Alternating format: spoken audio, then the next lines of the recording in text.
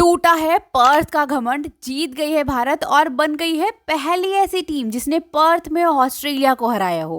तो इसी बात पे एक क्रिंजी सी शायरी हो जाए कि 5-0 की प्रिडिक्शन कर रहे थे वो, कि 5-0 की प्रिडिक्शन कर रहे थे वो। अब इससे ज्यादा नहीं बोलूंगी, नहीं तो अगले मैच में हरा देंगे हमें वो।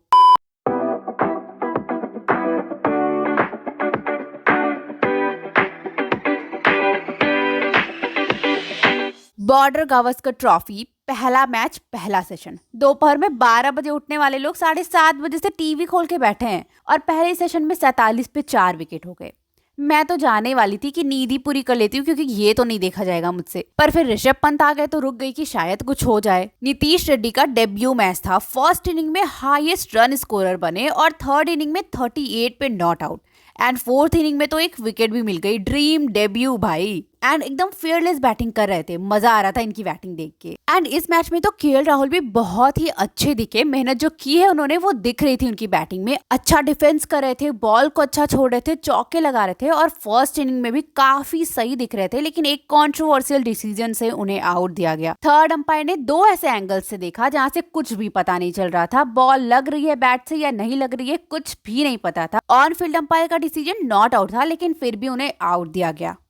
Country playing against 11 guys. या करेक्ट राहुल भैया, करेक्ट। पर सेकेंड इनिंग्स में यशस्वी जायसवाल के साथ मिलके 201 रन की पार्टनरशिप की 77 रन बनाए और बहुत तसल्ली मिली इस फॉर्म में देख के केएल राहुल को। और यशस्वी की तो जितनी तारीफ की जाए उतना कम है। जुलाई 2023 में डेब्यू किया था उन्होंने और तब से अब तक 2 डबल सेंचुरीज लगा चुके हैं और जितनी बार भी 100 बनाया है 100 पे नहीं रुके हैं, हमेशा बड़ा स्कोर किया है। और कुछ ऐसा ही इस मैच में भी किया उन्होंने। 161 रन बनाए उन्होंने और ये पहला ही मैच खेल रहे थे वो ऑस्ट्रेलिया के खिलाफ। फर्स्ट इनिंग में वो 0 पे आउट हुए, लेकिन उसके बाद क्या कम बैक किया है उन्होंने। एंड कम बैक की बात कर रहे हैं तो किंग इज बैक दोस्तों। जितने भी लोगों के मन में फर्स्ट इनिंग के बाद ये सवाल था ना कि क्यों ऑस्ट्रेलिया के हर न्यूज़पेपर में इतनी बड़ी बड़ी फोटोज आ रही हैं, हर न्यूज़पेपर में विराट कोहली क्यों हेडलाइन बना रहे हैं, इसलिए क्योंकि 7th सेंचुरी थी उनकी ऑस्ट्रेलिया में और 81st भी। और इसलिए भी is a greatest player because first inning में विकेट गया, 4th या 5th स्टंप पे बॉल थी और स्लिप में कैच। और ऐसा इसलिए क्योंकि वो 4th स्टंप पे खड़े होके खेलते थे।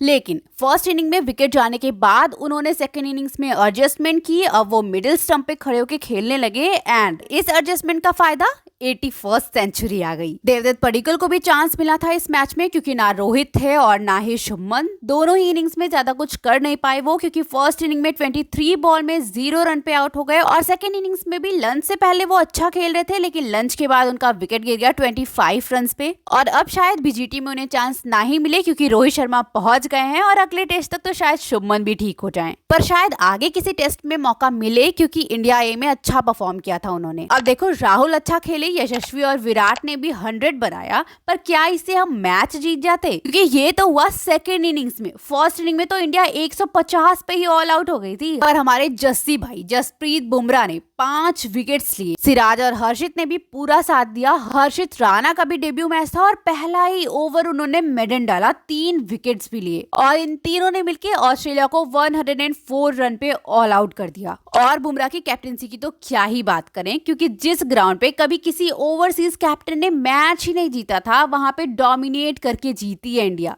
अब अगर तुमसे कोई इस मैच की समरी पूछे तो उसे सिर्फ एक ही बात बोलना, I am only believe on Jassi भाई because game changer player he is only one guy. वैसे कभी कभी तुम लोगों को घमंड नहीं होता कि तुम भी उसी जनरेशन में हो जिसमें तुम बुमराह को बॉलिंग करते हुए देख पा रहे हो?